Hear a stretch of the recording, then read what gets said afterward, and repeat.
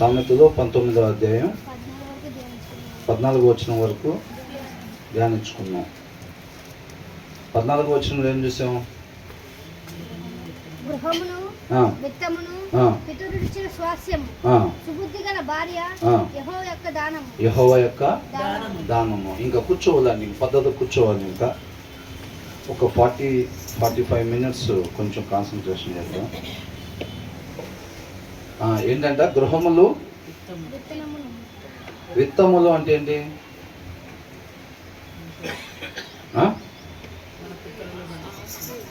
ఆస్తి, ఈ లోక సంబంధమైన ఆస్తి అన్నమాట, సంపద. అవునా? కాబట్టి గృహాలు సంపదలు ఎక్కడి నుంచి వస్తాయంట? నాన్నల దగ్గర నుంచి, తాతల దగ్గర నుంచి మనకి వచ్చింది. కానీ వివేకం కలిగిన భార్య ఎక్కడి నుంచి వచ్చిందంట? యెహోవా ఇచ్చు దానం అన్నమాట. అవునండి. కాబట్టి ప్రార్థన చేసుకోకుండా, అదే బాబాయ్ అయితే అమ్మాయి ఎట్లాంటిదో పసిగట్టేస్తాడు, బాబాయ్ ఉన్నప్పుడు పెళ్లి సంబంధాలకి వెళ్దామంటే బాబాయ్ అమ్మాయిని చూసి పసిగట్టేస్తాడా? ఎలాంటిదో వివేకం ఉందా లేదో పసిగట్టేస్తాడా? లేకపోతే నాన్న ఎవ్వరు కూడా అంట వివేకం కలిగిన భార్యని తీసుకురాలేరు. కానీ ఎక్కడి నుంచి వచ్చింది? యెహోవా యొక్క దానము అని అంటున్నాడు. అవునా? ఇది కష్టపడి సంపాదించి వారి తర్వాత మనకి ఆ యొక్క ఆస్తులు ఇవ్వగలుగుతారేమో, కానీ వివేకం కలిగిన భార్య ఎక్కడి నుంచి వచ్చిందంట?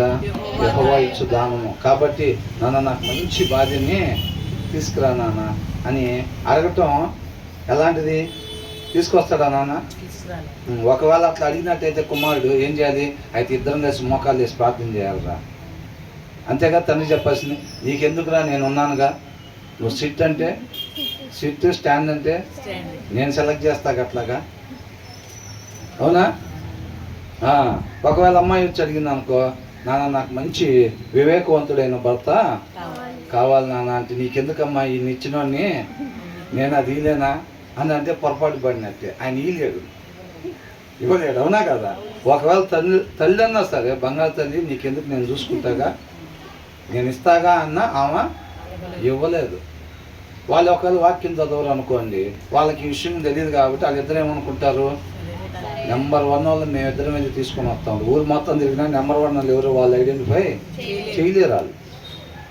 అవునా? కాబట్టి వివాహానికి ముందు ఖచ్చితంగా మనం ప్రార్థన చేసుకొని దాని ప్రకారంగా దేవుడు ఎలియాజరు అట్లాగే వెళ్ళారా లేదా? అట్లాగే మనం కూడా చక్కగా ప్రార్థనాపూర్వకంగా తల్లిదండ్రులు కూడా కుమారులు కావచ్చు, కుమార్తెలు కావచ్చు, వివాహాలు చూసేటప్పుడు ఏం చేయాలి? ముందు కట్నాలు రెడీ చేసుకోవటం కాదు, ముందు ప్రార్థన చేసుకుంటా, ముందు నుంచే ప్రార్థన చేసుకుంటా వివేకవంతుడైన భర్తని లేదా వివేకవంతురాలైన భార్య ఈ కుటుంబంలోకి వచ్చేటట్టుగా ఇరువురు కూడా ప్రార్థన చేసుకొని చక్కగా అందరూ కూడా కుటుంబం మొత్తం కూడా ప్రార్థన చేసుకొని ఆ యొక్క వివాహాలకి సిద్ధపాటు కావాలి. అట్ ద సేమ్ టైం మనం అంత ముందు నుంచే అనుకుంటున్నాం కదా, వివాహ బంధానికి సంబంధించిన అవేర్నెస్ ఆ కుమారుడికి ఆ కుమార్తెకి కలిగించాలి. అవగాహన, కుటుంబం అంటే ఏంటి, భార్యాభర్తల అనుబంధం అంటే ఏంటి, కుటుంబం పట్ల దేవుడికున్న ప్రణాళిక ఏంటి, ఇది మొత్తం కూడా ఆ వివాహానికి ముందే ఆ కుమారుడికి ఆ కుమార్తెకి అవగాహన కలిగించాలన్నమాట. అర్థమవుతుందండి? కాబట్టి సత్యాన్ని బోధించే ఆ సేవకుడు ఎవరైతే ఉంటారో ఆయన దగ్గరికి పిల్లల్ని తీసుకుని వెళ్ళి అక్కడ యొక్క కౌన్సిలింగ్ చెయ్యాలన్నమాట. తప్పనిసరి అదంతా కూడా ఈ ప్రాసెస్ వెళ్ళి ఆ అవగాహన పిల్లలకి ఏర్పరిచిన తర్వాత, అవేర్నెస్ ఏర్పరిచిన తర్వాతే ఈ ప్రాసెస్ చెయ్యాలి. మొట్టమొదటిగా ఆ ఆలోచన ఎప్పుడైతే వచ్చిందో, ఆ ప్రేరేపణ ఎప్పుడైతే వచ్చిందో, మనం మోకరించి ప్రార్థించుకొని ఆ ప్రార్థన జరుగుతూ ఉండగానే చక్కగా మనం ఆ యొక్క సత్యబోధకుల దగ్గరికి వెళ్ళి ఆ అవేర్నెస్ని పిల్లలకి తెలిసేటట్టుగా చేసుకోవాలి. ఆ తర్వాతనే మనం సంబంధాలు చూడటం మొదలు పెట్టాలన్నమాట. అవునా? అట్లా ఒకవేళ ఈ ప్రాసెస్ అంతా ఏమీ అప్పుడు మాకు తెలియదండి, మరి మామూలుగా వెళ్ళిపోయాం, మేము వెళ్ళిపోయేసరికి నాకు వివేకం లేదు, అప్పటికి ఆమెకు కూడా వివేకం లేదు, రోజు ఇండియా పాకిస్తాన్ లెక్కనే ఉంటుంది, అట్లాగే ఇప్పటికి ఇన్ని సంవత్సరాలు గడిచినాయి, మరి ఇప్పుడు చూస్తేనే ఇట్లా ఉంది, మాకు సమాధానం ఎందుకు లేదా అని అనుకుంటున్నాం. 20,000 వచ్చినప్పుడు సమాధానం లేదు, 60,000 వచ్చినప్పుడు సమాధానం లేదు, 1,60,000 వచ్చినప్పుడు కూడా సమాధానం లేదు. ఆమె గట్టిగానే ప్రయత్నం చేస్తుంది, నేను గట్టిగానే ప్రయత్నం చేస్తున్నాను, మా ఇరువుల మధ్య సమాధానం మాత్రం రావట్లేదు అని అంటే అది ఎక్కడి నుంచి అంటే వచ్చేది? దేవుడి దగ్గర నుంచి రావాలి. ప్రభువా నాకు ఆ వివేకాన్ని దయచేయమని చెప్పి కోరుకోవాలి. జ్ఞానం కొద్దిగా ఉంటే ఏం చేయాలంట? ఆయన అడగాలి అని అంటున్నాడు. కాబట్టి ఆ ఇరువురికి ఆ జ్ఞానాన్ని దయచేయమని చెప్పి అడగాలి. అర్థమవుతుందండి? భర్త ప్రేమించటంలో తేడా జరిగినా పిల్లల పెరుగుదలలో ఖచ్చితంగా పొరపాటు జరిగింది, తేడా జరిగింది. భార్య లోబడే విషయంలో తేడా జరిగినా సరే ఖచ్చితంగా ఆ ప్రభావితం పిల్లల్లో డెఫినెట్గా పడింది, దాంట్లో డౌటే లేదు. అర్థమైందండి? శిక్షించాల్సిన టైంలో పిల్లల్ని శిక్షించలేదు అనుకోండి, ఇంకా మనకి ఆశ ఉంది కాబట్టి, తర్వాత వచ్చిన వాళ్ళలో ఉంటుంది, ఇంకా మనకి ఆశ ఉంది కాబట్టి శిక్షించాల్సిన టైంలో పిల్లలకి డిసిప్లిన్ని నేర్పిస్తే వాళ్ళు తండ్రి దగ్గరికి చేరుకుంటారు అని చెప్పి రాస్తుంది. తల్లి లోపడిపోతే ఏమైంది? ఆగు ఎందుకు పిల్లల మీద చేసుకుంటున్నావు అనితే లేదా? ఆగు పిల్లల మీద ఎందుకు చేసుకుంటున్నావు, ఎందుకు? పద్దాకలు కోపిష్టి ముందే 4-5 బాణాలు ఇసిరేసేసామంటే కొట్టక ముందే, ఇప్పుడు కొట్టేదట్టుకున్నాడు అనగానే ఏమైంది? కోపిష్టి, ఇంట్లో మొత్తం కోపాన్ని తీసుకొస్తావు, అసలు అంత కోపం ఎందుకు నీకు పిల్లల మీద? అది ఇది ముందే 4 డైలాగులు వేస్తే కొట్టుకొని ఉంటాడని చెప్పి ఆల్రెడీ 4-5 దెబ్బలు 6 దెబ్బలు కొట్టిన తర్వాత ఏ మాటలు మాట్లాడాలో ముందే ఆ మాటలు చంపేస్తావేయండి పిల్లోడిని. అసలు కొట్టడానికి ఇంకా స్టార్టే కాలేదు ప్రోగ్రాం, చంపేస్తావేయండి పిల్లోడిని. అసలు ఇట్ట తయారైపోయావు ఈ మధ్య, నువ్వు ఎక్కడి నుంచి తీసుకొచ్చావు అది ఇది అనేసి ఆ డిసిప్లిన్ పెట్టకుండా ఆపేస్తారు. ఎందుకు ఈ గందరగోళం అంతా అని చెప్పి ఆ డిసిప్లిన్లో పెట్టాల్సిన ప్లేస్లో కూడా పెట్టకుండా తండ్రి వదిలిపెట్టేస్తాడు. అవునా? అసలు ముందే అంత ఎత్తున మంట చెలరేగుతుంటే ఇక చెయ్యెత్తి పిల్లల్ని కొడితే ఏమైంది? 7 లేచిద్దా అంత, లేచి అంత గందరగోళం. కాకపోతే ఆ మంట ఏమన్నా మేలు చేసిద్దా అంటే మేలు చేయదు, అది కీడే చేసిద్ది అది ఖచ్చితంగా. ఆ తండ్రి కళ్ళ ముందే పిల్లలు క్రమశిక్షణ లేకుండా పెరగటం చూడాల్సి వచ్చింది తండ్రి. అవునా? ఏమీ చేయలేడు. ఎందుకని? ఈ లోక ప్రేమ అడ్డం పడిపోతూ ఉండిద్ది తల్లి దగ్గర నుంచి. లోక ప్రేమ పిల్లలు ఎక్కడన్నా తప్పు చేయగానే డిసిప్లిన్ చేయటానికి అని చెప్పి తండ్రి పూనుకోగానే ఇమీడియట్గా ఏమైంది? లోక ప్రేమ అడ్డం పడిపోయి అసలు ఏమాత్రం కూడా క్రమశిక్షణ పెట్టకుండా వదిలేస్తే ఆ తల్లిదండ్రులు ఒకవేళ ఒక్కొక్క ప్లేస్లో తల్లి, ఒక్కొక్క ఇంట్లో తండ్రి, అలాగా కొన్నిసార్లు చక్కగా లేడీసే పిల్లల్ని క్రమశిక్షణలోకి పెడతా ఉంటారనమాట. తండ్రికి ఆరోపణ చేస్తూ ఉంటాడు బాగా. అలాంటప్పుడు పిల్లల్ని కొట్టబోతే తండ్రి ఏమంటాడు?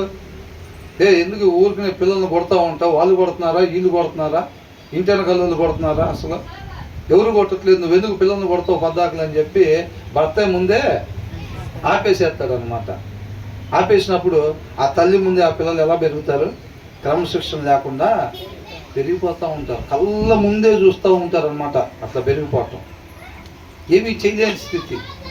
ఏదన్నా చేయగలిగితే, ఏదైనా చేస్తాను పోతే గొడవ, రాద్ధాంతం. అవునా కదా? కాబట్టి ఇది ఎందుకు వచ్చింది పొరపాటు? వీళ్ళిద్దరిలో సరైన బ్యాలెన్సింగ్ లేకపోవటం, వివేకం లేకపోవటం, జ్ఞానం లేకపోవటం. అవునా? ఆ భార్యలో భర్తలో ఇరువురిలో జ్ఞానం ఉందనుకోండి, ఎప్పుడైతే అవసరమైనప్పుడు తల్లి కానీ తండ్రి కానీ శిక్షించేటప్పుడు ఆ మిగతా వాళ్ళు కూడా ఏం చేస్తారు? తగినంత వరకు, అంతకన్నా ముందుకి అవసరం లేదు, అంతవరకు ఆ జ్ఞానం కలిగి నడుచుకోవాలన్నమాట. కాబట్టి ఆ క్రమశిక్షణ లేకపోతే పిల్లలు కళ్ళ ముందే చెడిపోతారు అన్నమాట పరిస్థితి. అవునా? ఏలీ కుమారుల గురించి ఏం చేసేవారంట? ఏనేమో చక్కగా ఉండేవాడు, వాళ్ళు చూస్తేనేమో ఎట్లా పడితే అట్లా ఉండేవాళ్ళు. ఊళ్ళో వాళ్ళందరూ వచ్చి ఈయనకు చెప్పారు. చెప్తే ఏమన్నాడు? తగిన మోతాదులో శిక్షించలేదు వాళ్ళని, అది తప్ప ఇవన్నీ చేయకూడదు మీరు అట్లాగని చెప్పి ఒక మాట చెప్పి వదిలిపెట్టేశాడు. వదిలిపెట్టేస్తే వాళ్ళు ఏం చేశారు? అలాగే కంటిన్యూ అయిపోయారు. వాళ్ళు తగిన స్థాయిలో శిక్షించాల్సిన అవసరం, క్రమశిక్షణ పెట్టాల్సిన అవసరం ఉంది. అట్లా అనమాట. తల్లిదండ్రుల దగ్గర నుంచి అంటే ఆస్తిపాస్తులు వస్తేలే కానీ వివేకం దేవుని దగ్గర నుంచే రావాలి. కాబట్టి మంచం లేకపోతే మంచం అడగటం, ఫ్రిడ్జ్ లేకపోతే ఫ్రిడ్జ్ అడగటం, ఇల్లు లేకపోతే ఇల్లు అడిగే దానికన్నా ముఖ్యంగా ఏమడగాలి? జ్ఞాన వివేకాలు అడగాలి. ఆ కుటుంబ సభ్యులందరికీ కూడా జ్ఞాన వివేకాలు, ఆ ఇంటి యజమానులకు కావచ్చు, యజమానురాలకు కావచ్చు, పిల్లలకు కావచ్చు, ఆ జ్ఞానము వివేకము తప్పకుండా దయచేయమని చెప్పి లెగిసి పెద్దల కన్నా లెగిసి ప్రార్థన చెయ్యాలన్నమాట. ఆ జ్ఞానం వివేకం ఉంటే పిల్లవాడికి ఎంత దూరం కాపలా కాస్తాం? గుమ్మం దాకా కాపలా కాస్తాం, స్కూల్ గేట్ దాకా కాపలా కాస్తాం. ఎవడన్నా పెన్సిల్తో ఆడుకుంటా కంట్లో పొడిచాడు అనుకోండి పక్కన పిల్లవాడు, తల్లి ఏం చేసిద్ది, తండ్రి ఏం చేస్తాడు? అవునా? లేదు, జాగ్రత్తగా తీసుకుని వెళ్తున్నాం, వాడెవడో తాగేసి వచ్చి మన మీదకి వచ్చేసాడు అనుకోండి, ఏం చేస్తాం? కాబట్టి మన కాపుదల మనం ఏదో చేస్తాం అనుకోవటం వ్యర్థం అన్నమాట. ఆయనే రక్షణ దుర్గం, నీతిమంతులు దాంట్లో ప్రవేశించే సురక్షితంగా. కాబట్టి జ్ఞాన వివేకాలు దయచేయమని చెప్పి మనం ప్రార్థన చేయాలి. వాళ్ళ ఇంట్లో ఉండి పక్కన గదిలో ఉన్నా సరే, ఏదైనా సరే, ఎదిగిన పిల్లలు ఉంటున్నా వాళ్ళు మొబైల్స్ తీసుకొని ఒకవేళ వాళ్ళు ఇండిపెండెంట్గా రూమ్స్లో ఉంటున్నా, అవునా, ఒక వయసు పెరిగిన తర్వాత పిల్లలు అదే రూముల్లో ఉండలేరు కదా, వాళ్ళు ఒక పక్క రూమ్లో ఉంటున్నా కానీ, ఎక్కడ ఉంటున్నా, ఫ్రెండ్స్ ఇంటి దగ్గరికి వెళ్ళినా కానీ, ఎక్కడికి వెళ్ళినా సరే ఆ జ్ఞానం వివేకం ఉన్నప్పుడు అదే వారిని కాపాడేదిగా ఉండిద్ది. కాబట్టి తగిన జాగ్రత్త, పిల్లలకి ఆ జ్ఞానము ఆ వివేకము పొందుకుంటున్నారో లేదో జాగ్రత్తగా చూసుకోవాలి, అవునా కదా? కాబట్టి ఇక్కడ ఏమంటున్నాడు, వివేకవంతమైన భార్య యెహోవా యొక్క దానము. ఇక్కడ నా కుమారుడా నా మాటలకు చెవి ఎగ్గుము అంటే ఆడవాళ్ళు చెవులు మూసుకోమనా? ఆడవాళ్ళు ఏమి చెవులు మూసుకోమని కాదు. ఇక్కడ వివేకవంతమైన భార్యని ఇచ్చాడు కదా, కాబట్టి జెంట్స్ మన ఇష్టం అనుకుంటా అట్లాగేమీ ఉండదు. నా కుమారి అన్నా సరే, నా కుమారుడు అన్నా సరే, అది ఇరువురు తీసుకోవాల్సినవి అనేకం ఉంటాయి అన్నమాట, అవునా? కాబట్టి తర్వాత ఏమంటున్నాడు, ఈ అవేర్నెస్, దీన్ని బాగా అండర్లైన్ చేసుకోండి. కేవలం వినటం మాత్రమే కాదండి, మన ఇంట్లోకి ఆ ఎదిగిన పిల్లలు వచ్చినప్పుడు, వివాహం చేయాలనుకున్నప్పుడు తప్పనిసరిగా ఆ సత్యాన్ని మనం అనుసరించి ఆ లోకానికి ఆ సత్యాన్ని కనపరిచే వారంగా ఉండాలి. అంతే తప్ప ఇది చదువుకోవటానికి వినటానికి బాగానే ఉంటుంది, అంతేలే కానీ తపాసులు కాల్చకుండా, నలుగులు వేయకుండా, లేకపోతే సార్లు పంచకుండా, లేకపోతే అది చేయకుండా ఇది చేయకుండా వివాహం జరిపితే ఏం జరిపినట్టుండిద్ది అని మన లోకాన్ని అనుసరించే వారంగా మనం ఉండకూడదు అనమాట. కేవలం వాక్యాన్ని అనుసరించటమే మనిషి ఉండాల్సిన విధానం అన్నమాట. కాబట్టి వివాహం గురించి వాక్యం ఏం చెప్తుంది, పిల్లలు పెంచేదాని గురించి వాక్యం ఏం చెప్తుంది, భార్య ఎలా ఉండాలి, భర్త ఎలా ఉండాలి, ప్రతి దాని గురించి వాక్యం చెప్తా ఉంది. కాబట్టి మన వాక్యం చదువుతూ ఉంటే ఎలా ఉండాలి, ఎలాగా ఉండకూడదు అనేది మనకు స్పష్టంగా తెలియపరచబడుతూ ఉండేది అనమాట. దాని ప్రకారంగా మనం నడుచుకోవాలి. ఆ ఆసక్తి ఉందనుకోండి, ఆ ఆకలి ఎవరికైతే ఉందో, నేను ఎలా పడితే అలాగా ఉండకూడదు, ఇంటెన్షన్ అనమాట. పోయినసారి అనుకున్నాం కదా, ఎంత మంచి రిసోర్స్ ఉన్నా సరే ఆ ఇంటెన్షన్ లేదనుకోండి, నేను దాన్ని గ్రాప్ చేసుకోవాలి, సత్యాన్ని మాత్రమే నేను గ్రాప్ చేసుకొని సత్య ప్రకారంగా మాత్రమే నేను ఉండాలి అనే ఇంటెన్షన్ లేదనుకోండి, ఎంత పెద్ద రిసోర్స్ బిల్లి గ్రహం గారు వచ్చి ఇక్కడ నుంచొని చెబుతున్నా సరే ఆ మైండ్లోకి ఎక్కించుకోకుండా ఉండేవాళ్ళు ఎక్కించుకోకుండానే ఉంటారంతే. యేసుక్రీస్తు వారు సువార్త చెప్పేటప్పుడు కూడా అందరూ మారుమనసు పొందాల. పేతురు వాక్యం చెప్పేటప్పుడు కూడా ఎంతమంది పొందుకున్నారంట? 3000 మంది. మిగతా వాళ్ళు పొందుకోవాలి, అవునా కదా? ఇంటెన్షన్ కూడా చాలా ప్రాముఖ్యం, అవునా కదా? కాబట్టి కంపల్సరిగా ప్రతి ఒక్కళ్ళు కూడా నేను సత్యాన్ని మాత్రమే తెలుసుకొని దాని ప్రకారంగా మాత్రమే ఉండాలి నేననే ఆశ కలిగి ఉండాలన్నమాట. ఆ ఆకలి కలిగి ఉండాలి. ఎంతగా ఆకలి కొని ఉంటే దేవుడు అంతగా తృప్తిపరుస్తాడు. నువ్వు ఎడారిలో ఉన్నా సరే, లేకపోతే సముద్ర గర్భంలో ఉన్నా సరే, ఎక్కడున్నా నీకు ఆకలి ఉంటే ఆయన మాట అక్కడికి పంపించి తృప్తిపరుస్తాడు అనమాట. నువ్వు ఆకలి లేకుండా ఫెలోషిప్లోనే కూర్చొని ఉన్న ఉపయోగం ఏమీ లేదు. అందుకని ఎంత మంచి వాక్యం జరుగుతున్నా కానీ అటు ఇటు చూస్తూ ఉంటారు ధ్యాస. మనమైతే చర్చిలోకి వచ్చేసాం, రావాల్సిన పుణ్యం అయితే మనకి వచ్చేసిద్ది, అవునా? మనమైతే లోపలికి ఎంటర్ అయిపోయాం, రావాల్సిన పుణ్యం మనకైతే వచ్చేసిద్ది అనుకుంటారు. అక్కడ ఏం జరుగుతుంది అనేది ఇంకేమీ పట్టించుకోరు. చర్చిలోకి ఎంటర్ అయిపోతే ఏమి వచ్చేది కాదండి అట్లాగా, అవునా? ఆయన నోట నుంచి వచ్చే మాట వలన ప్రతి ఒక్కళ్ళు బ్రతుకుతారంట. వాక్య సారాంశం సత్యం, ఆ సారాంశం మనల్ని స్వతంత్రం చేసింది, అవునా కదా? కాబట్టి ఆ సారాంశాన్ని మిస్ అవ్వకుండా తీసుకొని, అది ట్యాబ్లెట్ లాంటిది, డాక్టర్ గారు ఇచ్చే ట్యాబ్లెట్ లాంటిది. ఆ ట్యాబ్లెట్లు తీసుకొని ఇంటి దగ్గర పెట్టుకుందాం అనుకోండి, తగ్గిపోద్దా? ఏం చేయాలి? ఈ 3 రోజులు పొద్దున సాయంత్రం వేసుకోండి అని అనగానే అవి వేసుకోవాలి. దాన్ని అనుసరించే వాళ్ళు ఆయన దృష్టికి నీతిమంతులు అని అంటున్నాడు. ఎవరంట? వినేవాళ్ళు కాదంట. మంచి సారాంశం విన్నాం ఇవాళ మనం. అయిపోతాం నీతిమంతులు, చదివాం, అవునా ఇలా చేయాలా, అది ఇలా చేసేవాళ్ళు అనమాట. ఇలా చేయాలన్నమాట, మనిషి అనే వాళ్ళు ఇలా ఉండాలన్నమాట అని చదువుతాం. ఆ నీతిమంతులు అయిపోతారా? ఎవరైపోతారు? దాని ప్రకారంగా ఉండేవాళ్ళు, ఆ ఇంటెన్షన్ ఉండేవాళ్ళు చేస్తారు. అర్థమవుతుందండి? అదే నాకు జీవాన్ని ఇచ్చేది. నా జీవం అదే. జ్ఞానం వేరు, జీవం వేరు కాదు. నేను జ్ఞానాన్ని వెంటాడితే నా జీవాన్ని వెంటాడినట్టే. మనం పోగొట్టుకున్నాం కదా, పోగొట్టుకొని దానికోసం ఎదుగుతున్నాంగా, నిత్యము జీవించాలనేగా ఆ జీవాన్ని ఎదుగుతున్నాం కదా. కాబట్టి ఆ జీవాన్ని ఇచ్చేది ఈ జ్ఞాన వివేకాలే అన్నమాట. మాకు జీవం కావాలండి, కానీ జ్ఞానం వద్దు, వివేకం వద్దు అని అంటే అది రాదు. వచ్చింది ఆ జీవం? 7 వారాలు ఉపవాసాలు ఉంటాయి. 7 ఉన్నా 70 ఉన్నా 70 ఏళ్ళు ఉన్నా కానీ అది మాత్రం రాదు. అది తీసుకొచ్చే జీవాన్ని తీసుకొచ్చేది జ్ఞాన వివేకాలే అన్నమాట. అర్థమవుతుందండి? కాబట్టి మనం చక్కగా దాన్ని విని దాని ప్రకారంగా మనం నడుచుకోవాలన్నమాట. తండ్రి చెప్పిన మాటను విని దాని ప్రకారంగా యేసుక్రీస్తు వారు నడుచుకున్నారన్నమాట. ఆయన్ను పోలి మనం నడుచుకోవాలంటే మనం కూడా ఏం చేయాలంటే దాన్ని విని దాని ప్రకారంగా నడుచుకోవాలి. అబ్రహాం అనగానే అబ్రహాం ఏం చేసేవాడు? చిత్తం ప్రభు అనేవాడు. చక్కగా ఏం చెప్తున్నాడు దేవుడు మొత్తాన్ని కూడా విని హృదయం మీద, అబ్రహాం అనగానే పెన్ను పేపర్ తీసుకొని డిక్టేషన్ చెప్పినట్టు రాసుకుంటారు చూసారా, అలా ఉండేవాడు రెడీగా. ఎనీ టైం ఎప్పుడైనా పిలవచ్చు దేవుడు అని. హృదయ సిద్ధపాటు కలిగి ఉంచుకునేవాడు అనమాట. ఏది పడితే అది ఆల్రెడీ పలక మీద రాసేసి పెట్టుకొని ఉండేవాడు కాదు. దేవుడు ఏదైనా చెబితే రాయిటాకి ఇక ప్లేస్ లేకుండా అట్లా పెట్టుకోడు. దేవుడు ఎప్పుడైనా మాట్లాడతాడు. కాబట్టి దాన్ని చక్కగా హృదయం అనే పలకను ఏం చేసేవాడు? సిద్ధపాటు చేసుకొని ఉంచేవాడు. దేవుడు చెప్పిన ప్రతి దాన్ని ఆ హృదయం మీద రాసుకుని దాని ప్రకారంగా 1 by 1 మనం డిమార్ట్కి వెళ్ళినప్పుడు ఏం చేస్తాం?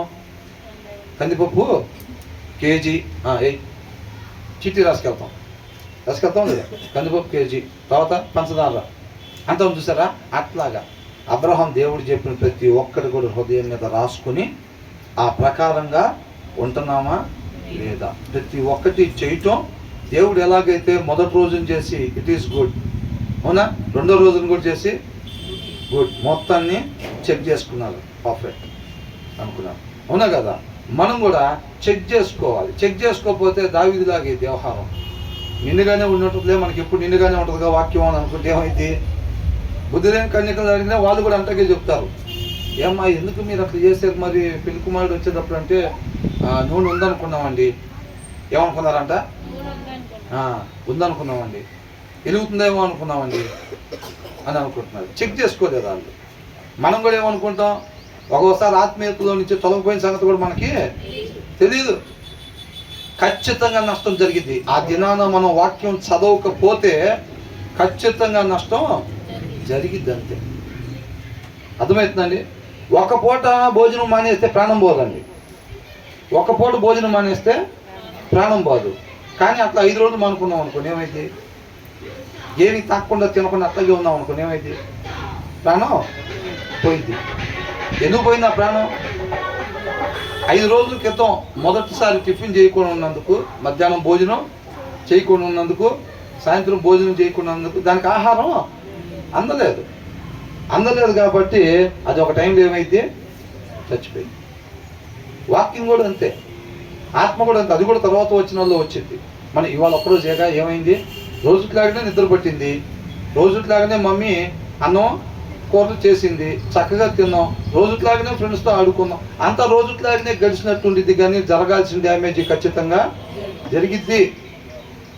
చేయొచ్చు కాక ఇవాళ పొద్దున పూట టిఫిన్ చేయకుండాను, మధ్యాహ్నం భోజనం చేయకుండాను చేసుకోవాల్సిన పనులు చేసుకోవచ్చు కాక, కనపడినా కనపడకపోయినా శరీరంలో జరగాల్సిన మార్పులు జరుగుతాయి. దాని తర్వాత కూడా ఆపేసామనుకోండి, తింటాం, చేసుకుంటాం, పనులు చేయాల్సినవి, పిల్లలను రెడీ చేయటం అది ఇది జరుగుతాయి.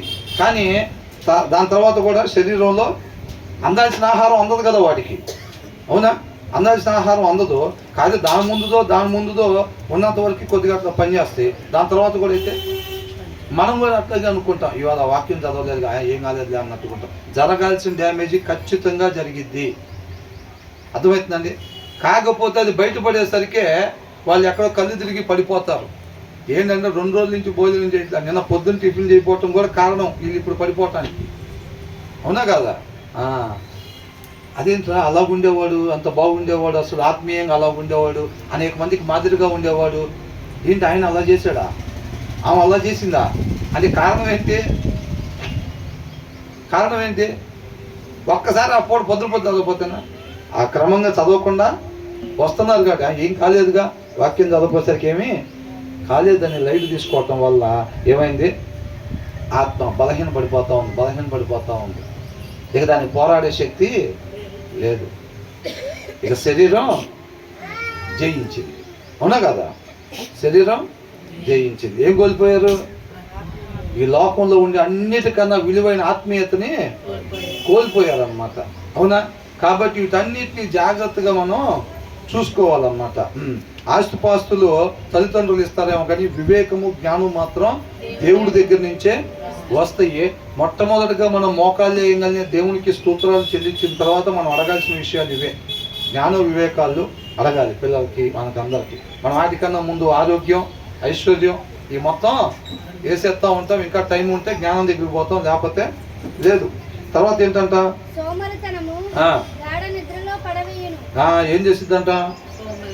సోమరి అంటే బద్ధకం ఉంటుంది చూసారండి. స్లాప్ఫుల్నెస్ అని ఇచ్చాడు. బద్ధకం వచ్చేవాడు ఏం చేస్తూ ఉంటాడు?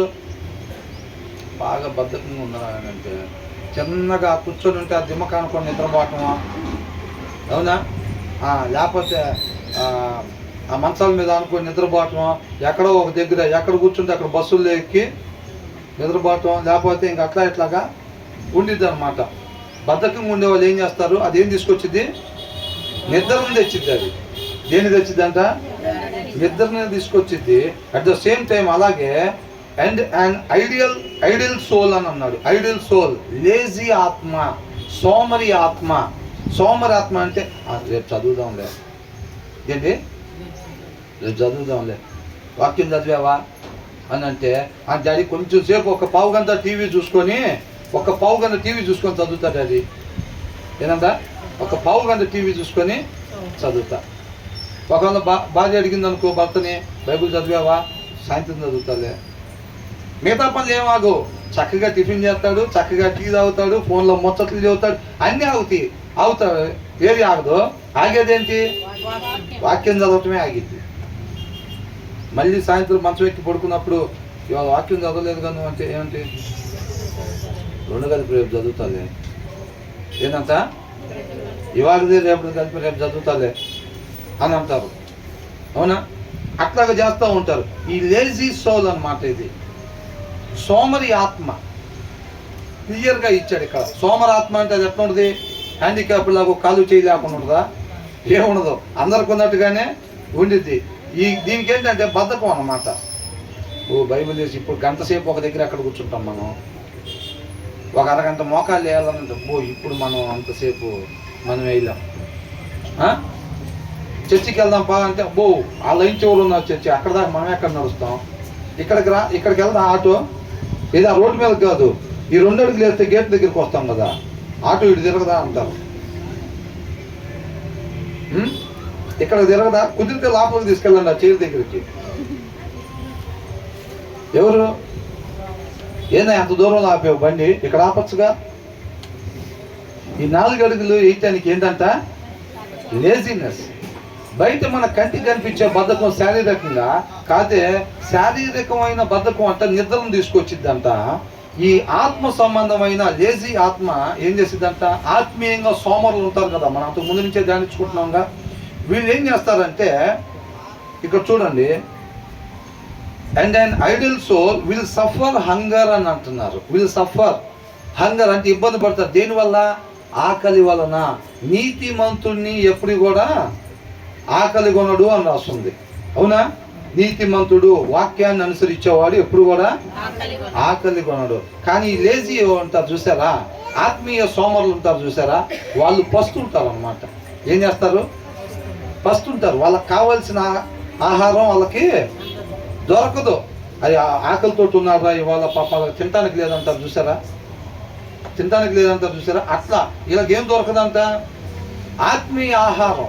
ఈ లేజీ సోమరులు ఉంటారు చూసారండి, ఆత్మీయతలో సోమరులు ఉంటారు కదా. బైబిల్ తీసి చదవాలంటే బద్ధకం, చర్చికి వెళ్ళాలంటే బద్ధకం, మోకాలు వేసి ప్రార్థన చేయాలంటే బద్ధకం. ఆది పేర్లు చెబితే ప్రార్థన, చర్చి, వాక్యం చదవటం, ఈ 3 పేర్లు చెప్తే ఎక్కడ లేని నీరసం వచ్చింది కొంతమందికి. ఎవరాళ్ళు? ఆత్మీయ సోమరులు అన్నమాట. వాళ్ళకి ఆ ఆత్మని రక్షించే ఆహారం వాళ్ళకి దొరకదు, కొరతతో ఉంటారు. ఈ లోక సంబంధమైన సోమరులు ఏం చేస్తారు? లోక సంబంధమైన సోమరులకు ఏమొచ్చిందంట? లేమిడితనం వచ్చిందంట. ఏమొచ్చింది? కష్టపడే వాళ్ళ దగ్గర సమృద్ధి ఉండేది. ఈ లోక సంబంధమైన సోమరుల దగ్గరికి లేమిడితనం వచ్చింది. ఆత్మీయతలో కూడా ఎవరైతే సోమరులుగా ఉంటారో వాళ్ళకి ఏమొచ్చిందంటే ఆత్మీయ లేమిడితనం వచ్చింది అనమాట. ఏమొచ్చింది? ఆత్మీయ లేమిడితనం. కోరికలకి ఏం తక్కువ ఉండవు, వాళ్ళు కూడా బ్రహ్మాండమైన కోరికలు. నిజంగా ఎవరైతే పొద్దున్నే లేచి వాక్యం చదువుతారో, ప్రార్థన చేస్తారో, ఇలాగ జ్ఞాన వివేకాలను కోరుకుంటారు, వాళ్ళు ఏమేమి ఆశపడతారో వీళ్ళు కూడా అయ్యే ఆశపడతారులే. కానీ వాళ్ళు ఆశపడి జరుగుతాయి, ఈ లాసులు జరగవు. జరగకుండా దేవుడే ఆపుతాడన్నమాట. ఎందుకని? ఆత్మీయ సోమరులు అన్నమాట. ఆత్మీయ సోమరులుగా ఉండేటప్పుడు ఏమైందంటే వీళ్ళు ఎలాగుంటారు? ఆత్మీయతలో పూరుగా ఉంటారు. అందుకనే మనం ఉండేది వెనకాల. ఏంటండి, 20 సంవత్సరాల నుంచి వస్తున్నాం కదా చర్చికి, 25 సంవత్సరాల నుంచి వస్తున్నాం కదా మేము. ఎందుకని ఇంత ఉంది మా పరిస్థితి అని అంటే, మనం ఎంతగా వాడబడుతున్నాము, ఎంతగా ఉంటున్నాము, దేవుని చిత్తానుసారంగా ఉంటున్నాము అని అంటే మనం అంతగానే హుషారుగా ఉంటున్నామని, అంతగా సోమర్థం ఇంకా మనలో ఉంటుందని. అది రేపు చదువుతాం. ఆమె అయితే వారానికి ఒకసారి అంటే చదివేది, మనం 2 సార్లు చదువుతున్నాంగా. అవునా? మనం ఎన్నిసార్లు అంట? మనం 2 సార్లు చదువుతున్నాంగా. నా పక్కన కూర్చుంది మొన్న చర్చిలో ఆమె అయితేనంట, లేకపోతే ఆ బ్రదర్ అయితే వారానికి ఒక్కసారి నన్ను చదివేది. నేను 2 సార్లు చదువుతున్నా, పర్వాలేదు, నేను చాలా బెస్టే, చాలా బెస్టే. 35 లోపల 5 వచ్చినా ఫెయిల్ అయినట్టే, 10 వచ్చినా ఫెయిల్ అయినట్టే. 5 వచ్చినోడితో పోల్చుకొని నేను చాలా బెస్ట్ అంటే అది పాస్ చేస్తారా? ఏమి చేయరు. కాబట్టి ఆత్మీయ సోమరులుగా ఉంటే ఆత్మీయతలో లేని వారంగా ఉంటాము, లేమిడి వారంగా ఉంటాము. అప్పుడు పరిస్థితి ఎదురైనప్పుడు మనం నిలబడలేము, పడిపోతాం, మన లోకంలో పడిపోతాం. అందుకనే మన నడక ఎలా ఉండదురా, మన విశ్వాస జీవితం ఎలా ఉండిద్ది అని అంటే, ఈ ఈసీజీ ఉంటుంది చూసారా? ఈసీజీ ఎలా ఉంటుంది? ఇది ఈసీజీ. అవునా? మన ఆత్మీయ జీవితం కూడా ఎట్లా ఉండదురా అంటే, పడిపోవటం లేకపోవటం, పడిపోవటం లేకపోవటం, అట్లా ఉండిద్ది. మన ఆత్మీయ గ్రాఫ్ చూస్తే అట్లా ఉండిద్ది, ఈసీజీ లాగా ఉండిద్ది అనమాట. ఎందుకనంటే ఏం చేస్తాం? చదువుదాంలే అని అనుకుంటాం. అవునా? ముఖ్యమైన దాన్ని ప్రాధాన్యత ఇస్తాం అనమాట. అంటుల్లో దానికి ముఖ్యంగా ఇస్తాం, ప్రాధాన్యత ఇస్తాం. బయట ముచ్చట్లు చెప్పేదానికి ప్రాధాన్యత బాగానే ఇస్తాం, ఫోన్లు మాట్లాడడానికి ప్రాధాన్యత ఇస్తాం. అన్నిటికన్నా చీప్ ఏంటి? వాక్యం చదవటం. కాబట్టి దాన్నే పోస్ట్ పోన్ చేస్తాం. విలువైన వాటిని ముందు చేసుకుంటాం, మిస్ అవ్వకూడదని. అవునా కదా? అట్లా చేస్తారు. ప్రార్థన చేద్దాంలే, మనం రోజు 1 గంట చేస్తాం కదా, రేపు ఒకటేసారి అరగంట చేద్దాం. రేపు కూడా మిస్ అయింది అనుకో, ఏం చేస్తాం? ఎల్లుండి 30 గంట చేద్దాం ఒకటేసారి. సరేనా? వీళ్ళు అనమాట పోస్ట్ పోన్ చేస్తూ ఉంటారు. చూసారా? సోమరంతి ఏం ఎక్స్ట్రాగా ఉండడు. మంచినీళ్ళ బాటిల్ అక్కడ ఉండిద్ది, ఈయన ఇక్కడ ఉంటాడు, దాహం వేస్తూ ఉండిద్ది, తెచ్చుకుందాం కొంచెంసేపు ఆగనుకుంటాడు. తెచ్చుకోకూడదని ఏమనుకోడు. ఏమనుకుంటాడు? కొంచెంసేపు ఆగి తెచ్చుకుందామని అనుకుంటాడు. బైబిల్ చదవని వాళ్ళు కూడా ఏమనుకుంటారు? చదవకూడదు ఏమని అనుకోరు, 1 గంట ఆగి చదువుదాం అనుకుంటారు. సాయంత్రం కన్ఫామ్గా చదువుదాం అనుకుంటారు. రేపు పొద్దున 2 కలిపి చదువుదామని అనుకుంటారు. వాళ్ళే ఆత్మీయంగా సోమరులు అన్నమాట. వాళ్ళకి ఏమొచ్చిందంట? ఆత్మీయ లేమిడితనం వచ్చింది. అందుకని ఎక్కడేసారు ఆ గొంగలంటే ఏమైతే ఏసిన దగ్గరే ఉంది. అది ఎక్కడుందరా అంటే ఏసిన దగ్గరే ఉందనే పరిస్థితి ఉండిద్ది అన్నమాట. అందుకనే వాళ్ళు ఆకలితో ఉంటారు. పస్తులు ఉండే పరిస్థితి ఎందుకు వచ్చింది? పని చేసుకునేవాడికి తినటానికి రాకుండా ఉండిద్దా? కానీ పని చేయకుండా ఉంటారు చూసారండి, వాళ్ళకి తినటానికి ఉండిద్దా? ఉండదు. వీళ్ళు వాక్యం చదవరు, ప్రార్థన చేయరు, ఈ జ్ఞాన వివేకాలు ఎతకరు వీళ్ళ దగ్గర. అందుకని ఏంటంటే నడవాల్సిన రీతిలో నడిచే బలం వీళ్ళ దగ్గర ఉండదు. కాబట్టి లోక సంబంధమైన సోమరితనం పేదరికాన్ని తీసుకొస్తే, లోక సంబంధమైన పేదరికాన్ని తీసుకొస్తే ఆత్మీయ సోమరులకి ఏమొచ్చిందంట? ఆత్మీయ పేదరికం వచ్చిద్ది అని అంటున్నారు. కాబట్టి దయచేసి ఎవరు పోస్ట్ పోన్లు చేయబాకండి. రేపు చదువుదాం, ఎల్లుండి చదువుదాం, ప్రార్థన ఒకటేసారి సాయంత్రం 2 కలిపి చేద్దాం, పగలదే రాత్రిది. మోకాలు వేసినంతసేపు పట్టదు. మోకాలు ఎట్లా వేస్తుంటే దారిలోనే లేచేదాని గురించి ఆలోచిస్తాం. ఏంటంట మోకాలు వేయటానికి వేస్తుంటేనే ఇక లేచే దాని గురించి. కొంతమంది ఎప్పుడు వేసారో మోకాలు ఎప్పుడు లేచారో కూడా తెలియదు. ఆ రూమ్లోకి వెళ్ళి తెచ్చేసరికి ప్రేయర్ చేసుకో అని అంటే ఆల్రెడీ చేసుకున్నావు, ఎప్పుడు చేసుకున్నావు, ఇప్పుడే నువ్వు అటు వెళ్ళి వచ్చినప్పుడు. ఆ రూమ్లోకి వెళ్ళి వాటర్ బాటిల్ తీసుకొని ఇటు వచ్చే లోపల ప్రార్థన అయిపోయింది అంతే. మమా ప్రార్థనలో అవునా, చేసుకోకపోతే ఆయన కోపడతాడు మళ్ళీ. కాబట్టి మమా ప్రార్థన చేసామంటే చేసినట్టుగా ఉండిద్ది. గబక్కన ఆయన ఒకవేళ ఇవాళే వచ్చాడు అనుకో మేఘాల మీద, సీట్ కన్ఫామేగా అని వీళ్ళు అనుకొని మోసం చేసుకుంటారు. అవునా, అట్లాగమ్మా. తర్వాత ఏమంటున్నారు, సోమరివాడు కష్టపడి ఉండును, ఆజ్ఞను గైకొనేవాడు తన్ను కాపాడుకొనేవాడు. ఏం చేస్తాడంట, ఆజ్ఞను గైకొనేవాడు. ఆజ్ఞ అంటే ఏంటి, దేవుని వాక్యము. అవునా, ఆ దినాల్లో ఆజ్ఞలు కట్టడలు, అవునా కదా. ఇప్పుడు వాక్యము, దేవుని వాక్యాన్ని అనుసరించే వాళ్ళు దేన్ని అనుసరిస్తున్నారు, దేన్ని ఎతుకుతున్నారంట, జీవాన్ని ఎతుకుతున్నారు అని అంటున్నాడు. Who ever keeps commandments keeps their life అంట. ప్రభా ఒక అధ్యాయం చదివా సరిపోయిందా నీకు? హ్యాపీ అనా? ఆర్ యూ హ్యాపీ దేవా? సాయంత్రం కూడా ఇంకోటి చదివి నువ్వు పండగ చేసుకునేవాడు చేస్తా. ఎవరన్నా పండగ చేసుకోవాల్సింది? నువ్వు మోకరించి ప్రార్థన చేస్తే ఆయన గంతులేస్తాడు అక్కడ. ఆయన కోసమా? ఆయనకి బలం వచ్చిద్దా? ఆయన ఏమన్నా బలహీనుడు అవుతాడా మనం చదవకపోతే? ఆయన బలం తగ్గిపోవటాలు పెరగటాలు ఉంటాయా? అవునా కదా. కాబట్టి ఏంటంటే ఏం చేయాలంటే, హూ ఎవర్ కీప్స్ కమాండ్స్, వాక్యాన్ని ఎవరైతే అనుసరిస్తారో వాళ్ళు కీప్స్ దేర్ లైఫ్, వాళ్ళు జీవాన్ని కలిగి ఉంటారు. అంతకుముందు కూడా మనం ఒక వచనాలు చూసాం. ఏంటంట, జ్ఞానాన్ని వెతికేవాడు తన జీవాన్ని వెతుకుతున్నట్టు అని చెప్పాడు. జ్ఞానం వెతకటం అని అంటే వాక్యాన్ని అనుసరించేటువంటి, వాక్యం చదవాలిగా.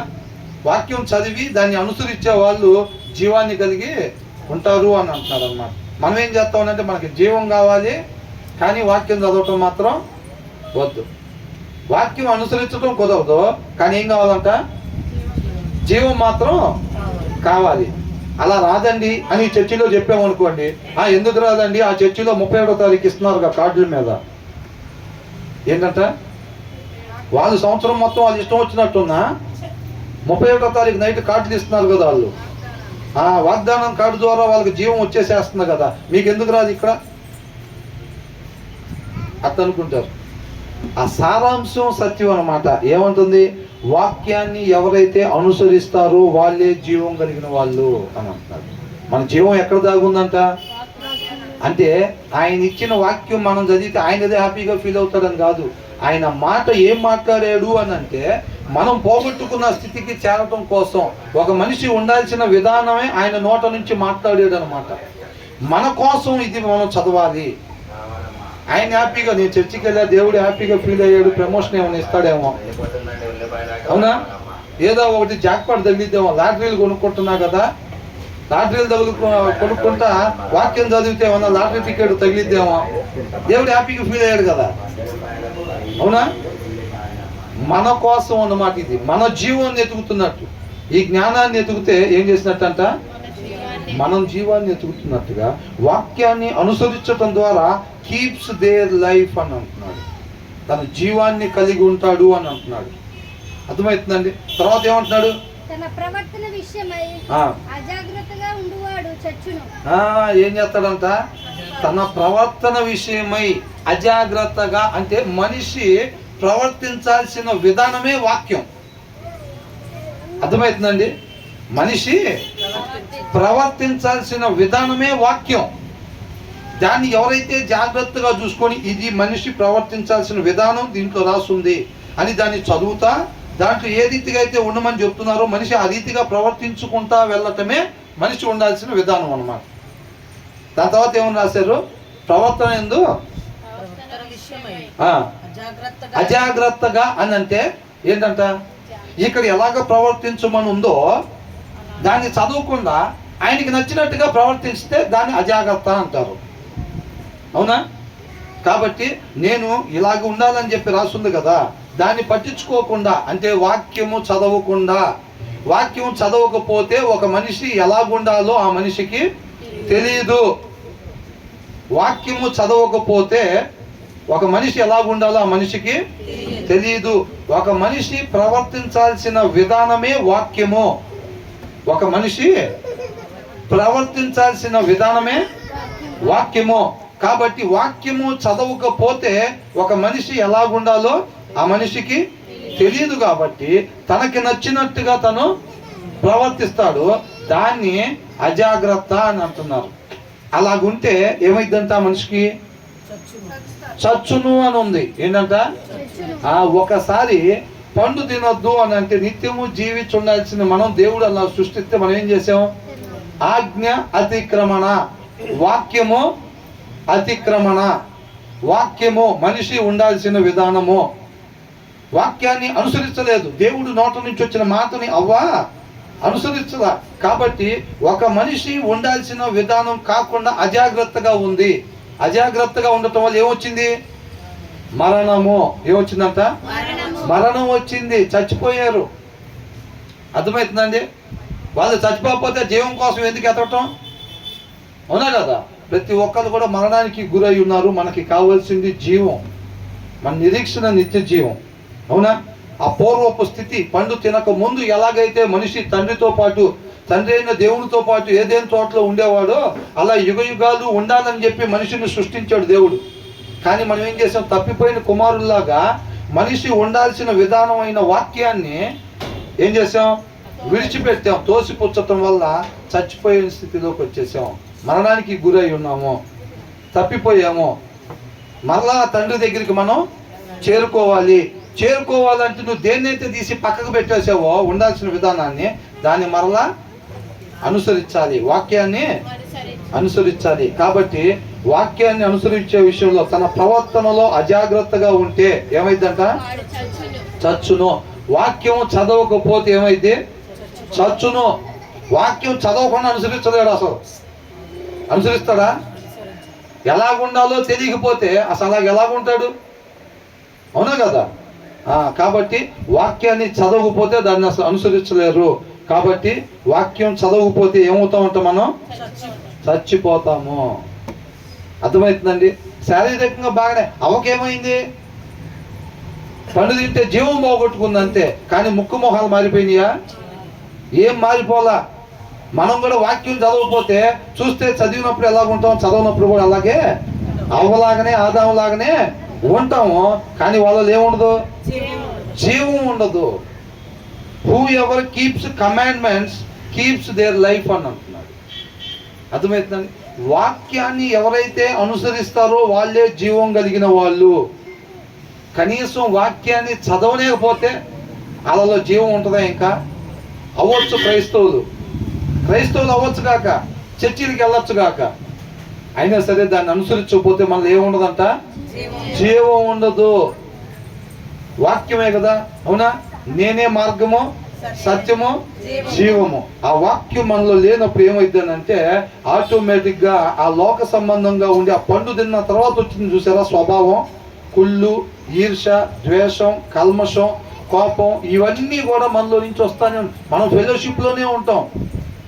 ప్రతి వారం ఆదివారం కానీ, సోమవారం, శుక్రవారం కానీ, మంగళవారం కానీ చర్చిలకు వస్తూనే ఉంటాం. కానీ మనలో నుంచి ఆ దరిద్రం ఇంకొస్తానే ఉంటుంది. ఆ కుళ్ళు, ఈర్ష, ద్వేషం, కల్మషం, ఇతరులని మనం ప్రేమించలేకపోవడం, ఇవన్నీ వస్తానే ఉంటాయి. ఇంకా ఎందుకు వస్తున్నాయి? వారానికి 3 సార్లు చర్చికి వస్తున్నాం కదా.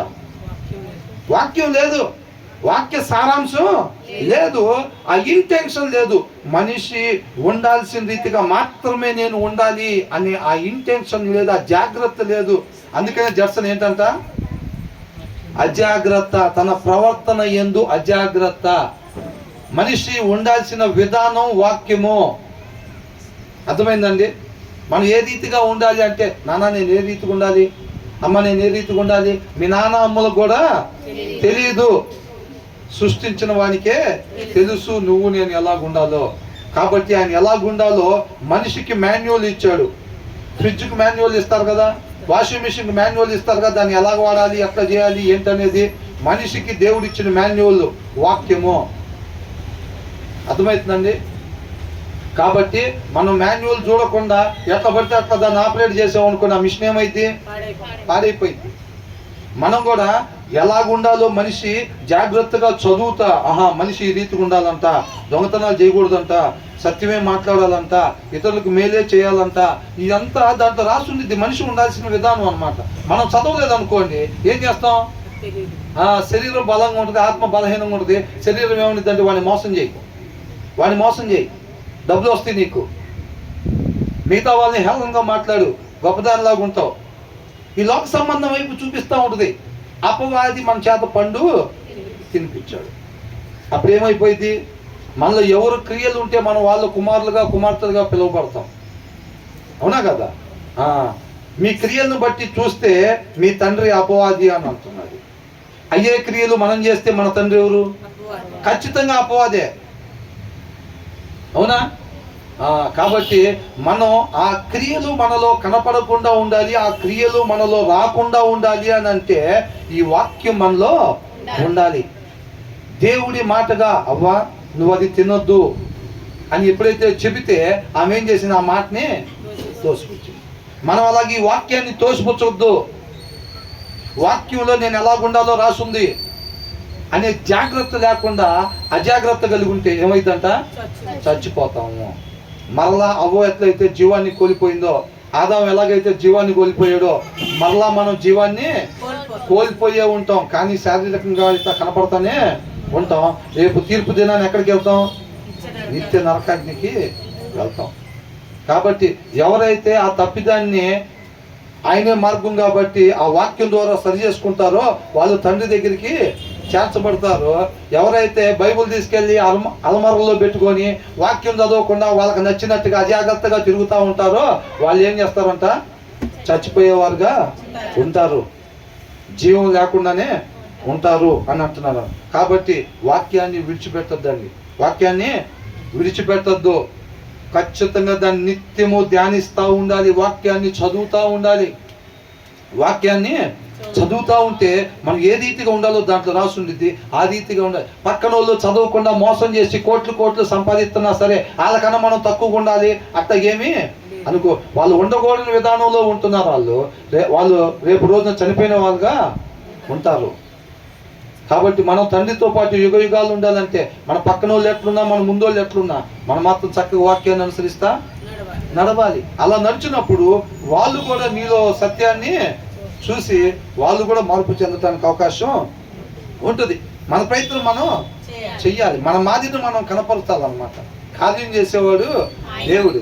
తండ్రి చేత ఆకర్షింపబడకపోతే కుమారుడు దగ్గరికి రాదు. మనం విత్తనం వేసి ఆ విత్తనం దగ్గర కూర్చొని చూసే పని మందు కాదు, విత్తనాలు వేసుకుంటా వెళ్ళటమే. ఏ విత్తనానికి జీవాన్ని ఇవ్వాలో ఆ పని ఆయన చూసుకుంటాడు. ఆయన పని మనకి వద్దు. తర్వాత ఏమంటున్నారు? ఏంటంట? పేదలను కనికరించాలి. ఉదార స్వభావం పేదల పట్ల ఉండాలి. ఈ బతికట్ట తగలబడింది, నా బతికెట్ట రాశాడు దేవుడు.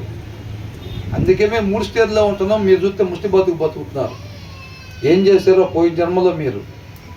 ఏంటంట? మొన్న ఒక ఆయన చెబుతున్నాడు, అది పెద్ద ఇది ఒక 2-3 ప్రవచనాలు చెబుతూ ఉంటారు కదా, ఆయన చెప్తున్నాడు ఎన్నో వేల జన్మల తర్వాత మనిషి జన్మ, కోట్ల జన్మల తర్వాత అన్నాడు, వేలు కాదు, ఎన్నో కోట్ల జన్మల తర్వాత అంట మనిషి జన్మ వచ్చింది అంట. అవునా?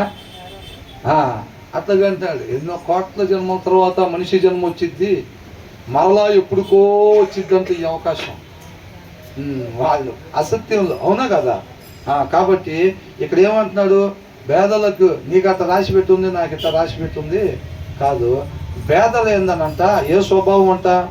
జాలి, దయ, కరుణ పేదల పట్ల మనం చూపించాలి. పేదల్ని తిరస్కరిస్తే వాళ్ళని తయారు చేసిన దేవుణ్ణి మనం తిరస్కరించినట్టు అని రాస్తుంది క్లియర్గా. మన సృష్టికర్తని తిరస్కరించినట్టు అన్నమాట. అది మామూలు విషయం కాదు. జోబులో బ్రహ్మాండంగా డబ్బులు పెట్టుకొని టిఫిన్ హోటల్కి వెళ్ళి ఇంట్లో 3 ఉన్నారు, 6 ప్లేట్లు టిఫిన్ కట్టండి అంటాం. ఏంటంట? పిల్లడికి ఒక ప్లేట్ సరిపోయిద్దే లేదా, మా ఆవిడికి ఒక ప్లేట్ సరిపోయిద్దే లేదా, మా పాపకి అసలుకే మైసూరు బండాలు అంత ఇష్టం, సరిపోయిద్దే లేదా ఒక ప్లేట్ అంటే మా పాపకి కాదు అన్నారు చూడబాకండి. అయితే నేను ఎగ్జాంపుల్గా చెప్తున్నాను, అర్థమవుతుందా? ఒకటి తెలిపోయిందో లేదో. కాబట్టి ఏం చేస్తారు, ముగ్గురుంటే ఎన్ని ప్లేట్లు అంట? 6. అదే బండి కాడ ఒకళ్ళు పేదోళ్ళు కూర్చొని ఉంటారు తినటానికి లేక, వాళ్ళు బండి దగ్గరికి వెళ్ళేటప్పుడు అడుక్కునే అని ఇటుంటే మనం అటు నుంచి వెళ్తాం. ఎందుకు? ఇటు నుంచి వెళ్ళామంటే ఆయన అడుగుతాడు, మనం ఎలాగో ఇవ్వము, అది వేరే విషయం. నేను ఈ లేదని అందరూ చూస్తారు కాబట్టి సొసైటీలో బ్యాడ్ కాకూడదు, కాబట్టి ఆ బండి దగ్గర అడుక్కునే ఆయన ఇటు పక్కన ఉంటే మనం బండి దగ్గరికి ఇటు నుంచి వెళ్తాం. అవునా? ఇటు నుంచి వెళ్ళి 6 ప్లేట్లు టిఫిన్ అని అంటాం. 6 ప్లేట్లు టిఫిన్ తీసుకొని డబ్బులు కట్టి ఇటు నుంచి ఇంటికి వెళ్ళిపోతాం. ఆ పేద ఆయన నేను చూడలేదా? చూశాడు. ఈయన దగ్గర సమృద్ధి లేదా? ఉంది. వాళ్ళ పిల్లలకి ఎంతైనా పెట్టచ్చు, వాళ్ళు ఎంతైనా తినొచ్చు. మిగతా వాళ్ళు వాళ్ళు దేవుణ్ణి పోలి నడుచుకునే వాళ్ళు కాదు. అర్థమవుతుందండి? కాబట్టి ఏమన్నారు, మనం అంటాం మేము క్రీస్తుని పోలి నడుచుకుంటామండి అని చెప్తాం మాటలు. ఇక్కడ ఏమనుంది? He that follows Lord Jehovah shows mercy upon the poor and he is rewarded according to his works అని ఉంది. అంటే he that follows Lord Jehovah, దేవుణ్ణి అనుసరించే వాళ్ళంతా పేదల పట్ల కనికరాన్ని చూపిస్తారు. అదంతే. ఇక నువ్వు నేను చూపించలేకపోతున్నాము అని అంటే మనం పేరుకి మేము దేవుణ్ణి అనుసరించే వాళ్ళం అని చెప్పి మనం మోసం చేసుకుంటున్నాంలే కానీ నిజంగా అనుసరించే వాళ్ళం కాదు. అర్థమవుతుందండి? పేదవాళ్ళను చూసినప్పుడు మనకి కనికరం రావట్లేదు, జాలి రావట్లేదు, దయ రావట్లేదు అని అంటే మనం దేవుణ్ణి అనుసరించట్లేదు అని అర్థం. ఒకవేళ మనం 4-5 సార్లు జపం చేసుకున్నా, నేను దేవుణ్ణి అనుసరించేవాడిని, బ్రదర్ నువ్వు దేవుణ్ణి అనుసరించేవాడివి, నువ్వు కూడా నన్ను చెప్పు నేను అనుసరించేవాడిని అని అంటే ఆయన కూడా చెప్పాడు అనుకోండి, నువ్వు కూడా దేవుణ్ణి అనుసరించేవాడు అని. కొంతమంది అంటారు కదా చర్చిలు, ఏమని? మీరు ఈ మాట పక్కన వాళ్ళతో చెప్పండి అని అంటారు, మీరు కూడా వాళ్ళకి చెప్పండి అని. వీళ్ళు చెప్పగానే వాళ్ళు అట్ అయిపోతారా? వాళ్ళు చెప్పగానే ఇది అట్ అయిపోతారా? ఏమైపోరు. హృదయంలో వాక్యమై ఉన్న దేవుడు ఉంటే ఆయనలో ఉండే గుణలక్షణం ఉదార స్వభావము. ఆయన చెప్పినా ఏం చెప్పినా నీకు నువ్వే 1000 సార్లు జపం చేసుకున్నా అది రాదు. ఎందుకంటే నువ్వు జపం చేసుకున్నా నీలో లేదు, నీ పక్కన ఆయన చెప్పినా ఆయనలో నుంచి వచ్చేది కాదు. అది వాక్యమై ఉన్న దేవునిలో నుంచి వచ్చే గుణలక్షణం అన్నమాట. ఆ జాలి, దయ, కరుణ ఇవన్నీ కూడా. అర్థమవుతుందండి? కాబట్టి మనం దేవుణ్ణి అనుసరించే వాళ్ళంగా ఉండాలంటే ఫస్ట్ వాక్యము చదవాలి. అంబేద్కర్ లాగా మనం ఉండాలి అని అంటే అంబేద్కర్ ఎట్టున్నాడో తెలుసుకోవాలి ఫస్ట్. అవునా లేదా? అంబేద్కర్ జీవిత చరిత్ర చదవకుండా అంబేద్కర్ లాగా బతకాలని కంకణం కట్టుకున్నాం అనుకోండి, ఏమైంది? అంబేద్కర్ చైనీ మొత్తం చేస్తూ ఉంటాడు ఇంకేనా. ఎందుకని? ఈయనకు అనిపించింది అంబేద్కర్ అట్లా చేసి ఉంటాడేమో అని. అంబేద్కర్ అట్టగేమి అంబేద్కర్ లాగా ఉండాలంటే అంబేద్కర్ ఎలాగున్నాడో ఫస్ట్ ఆయన జీవిత చరిత్ర చదవాలి. మనం క్రీస్తు వలే ఉండాలని అంటే క్రీస్తు ఎలాగున్నాడో ఫస్ట్ బైబుల్ తీసి చదవాలి. మనకు అనిపించింది చేసి క్రీస్తు ఇట్లా చేస్తుంటాడేమోలే అని అనుకుంటే, నేను క్రీస్తు లాగా ఉంటుందని నేను అనుకుంటే మనం మోసం చేసుకున్నట్టే. అవునా? అదే అంటున్నాడు, ఎవరైతే దేవుణ్ణి అనుసరించేవారుగా. ఇంకో దాంట్లో ఏముంది? He who have pity upon the poor is a companion of the lord. దేవుడి తోటి పనివారము అని ఉంది. ఏంటంట? దేవుడి తోటి పనివారము. అర్థమవుతుందండి? దేవుడు మనం అలా పెట్టుకున్నాడు అనమాట. తన సహోదరులుగా దేవుడు మనల్ని స్వీకరిస్తూ ఉన్నాడు, తన కుమారులుగా దేవుడు మనల్ని స్వీకరిస్తూ ఉన్నాడు అనమాట. అది కాబట్టి పేదలని కనికరించటము అది ఆయన దగ్గర నుంచి వచ్చే లక్షణం అనమాట. ఎప్పుడైతే మన హృదయంలో వాక్యం ఉంటుందో అప్పుడు పేదవాడు ఇక్కడ ఉన్నప్పుడు అవసరమైతే మనం ఇవాళ 2 ప్లేట్లు తిందాంలే అని అనుకుని వెళ్ళిన వాళ్ళం కూడా, ఒకవేళ 2 ప్లేట్లుగా డబ్బులు ఉన్నా అక్కడ అవసరతల్లో ఆకల్లో ఎవరైనా కనిపిస్తే ఆయనకి ఏం చేస్తాం? 1 ప్లేట్ ఆయనకి ఇప్పించి 1 ప్లేట్తో మనం ఆ పూటని గడుపుతాం అన్నమాట. అవునా కదా? ఆ లక్షణం దేవుడిది. అప్పుడు ఆయన వెంబడిస్తున్నట్టు మనం. కమ్మగా పేదోడు అట్టుంటే మనం ఇటుకుండా పోయి 2 ప్లేట్లు టిఫిన్ చేసుకోవచ్చు, ఇంటికాడ తినేసి కమ్మ మోకాలు చేసి ప్రార్థన చేసుకుని అది కాదు మన ప్రార్థన, కాదు మన వాక్యం చదవటం, కాదు మన స్తుతులు, కాదు ఆయన ప్రవర్తన. ఆయన ప్రేమై ఉన్నాడు. మనం కూడా ఏమై ఉండాలి? ప్రేమై ఉండాలి తప్ప ఆచారం కాదు. తోటి వారిని మనం ప్రేమించకుండా, మనం ప్రార్థన చేసుకుంటా, మనం స్తుతులు చెల్లించుకుంటా, ప్రార్థన వాక్యం చదువుకుంటా, ఇవన్నీ ఉండి క్రియలు లేకపోతే ఆ విశ్వాసం ఏమైందంట? మృతమైపోయిద్ది. దెయ్యాల విశ్వాసం అయ్యిద్ది అది. అర్థమైందండి? కాబట్టి ఆచారంగా చర్చికి రావటం, ఆచారంగా ప్రార్థన చేయటం, ఆచారంగా వాక్యం చదవటం అది కాదండి. సారాంశం లేకుండా అక్షరాలు చదువుకుంటూ పోతే అట్టగే ఉంటాం. అవునా? కాబట్టి మన వాక్య సారాంశాన్ని పొందుకోవాలి. అందుకనే ఈ వచనం ద్వారా ఏమంటున్నాడు? భేదాల పట్ల ఏం చూపించాలంట? భేదాల పట్ల కనికరాన్ని కానీ మనం చూపించినట్టయితే అప్పుడు ఏమొచ్చిందంట? అండ్ హీ షల్ బి రీపెయిడ్ అన్నాడు. He shall B. షల్ అనేది ఏంటి చెప్తాను? షల్ షల్ అనేది ఎప్పుడు వాడతారు? జరగబోయేదాన్ని వాడతారు. జరిగిద్ది అనే దానికి షల్ అని వాడతారు. అర్థమవుతుందండి? ఇప్పుడు మనం పేదల్ని కనికరిస్తే, జాలి చూపిస్తే, దయ చూపిస్తే, and he shall be repaid according to his works. ఆయన జాలి చూపించిన దానికి, ఆయన దయ చూపించిన దానికి, ఆయన కరుణ చూపించిన దానికంతా దేవుడి దగ్గర నుంచి తర్వాత repaid according to his works, rewarded అని రాస్తుంది. బహుమానాన్ని మనం పొందుకుంటాము. నిన్న ఒక కస్టమర్ వచ్చాడు మా దగ్గరికి, పాస్టర్ గారు, పరంజ్యోతి గారు అని చెప్పి మచిలీపట్నంలో.